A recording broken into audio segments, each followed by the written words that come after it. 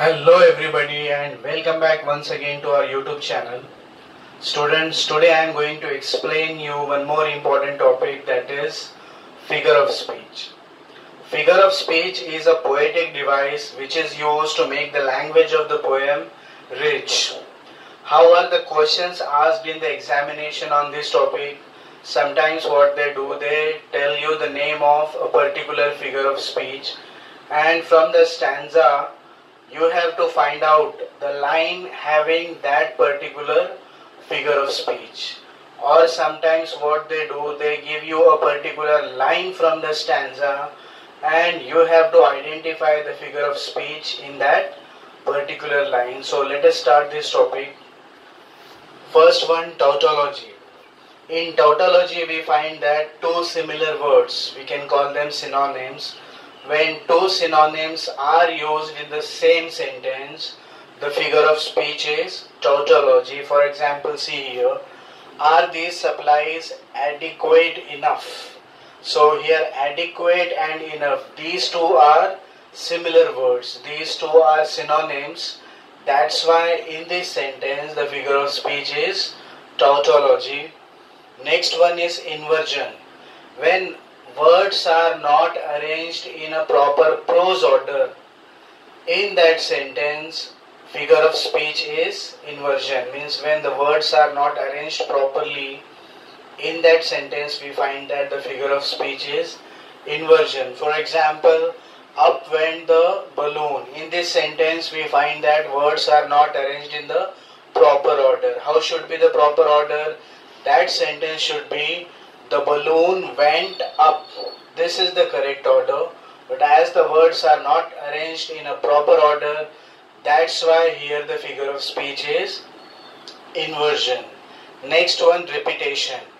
When words are repeated in the line to create a pleasing effect, in that sentence the figure of speech is repetition. For example, see here, twinkle, twinkle, little star. Here the word twinkle is repeated and that's why here the figure of speech is repetition. Then hyperbole. When the statement is exaggerated. Okay, exaggeration means what? Boasting. Speaking of such things which are not practically possible. So in that sentence we find that the figure of speech is hyperbole. For example, see here, she wept oceans of tears. So here the statement is exaggerated. Is it possible for any person to weep in such a quantity that because of her tears the ocean will fill? No, it is not practically possible. Means here the statement is exaggerated and that's why the figure of speech is hyperbole. Next one, euphemism. The figure of speech euphemism, mostly it is used regarding the death. Okay, the death is a very harsh reality. Whoever is born on this earth, he or she is surely going to die. But the death, it's very harsh reality, and when we say that somebody died, then it looks very harsh. But the same reality we can convey in soft words. The message we can give the same, but we can use the soft words.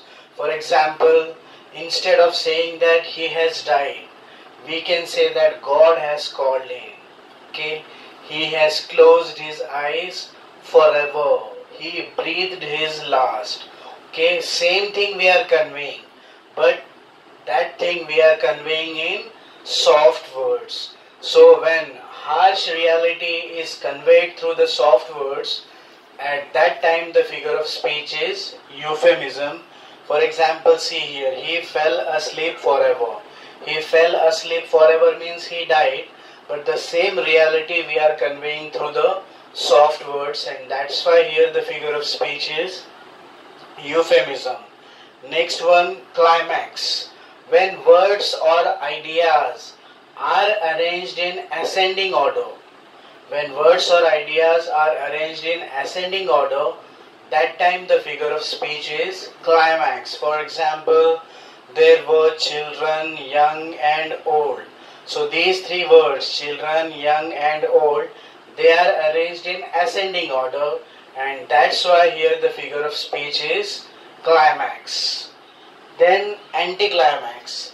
Anticlimax is completely opposite to climax. In climax we find that words or ideas are arranged in ascending order, and in anticlimax we find that words or ideas are arranged in descending order. For example, see here, there were animals, insects and birds. So here words are arranged in descending order, and that's why the figure of speech is anticlimax.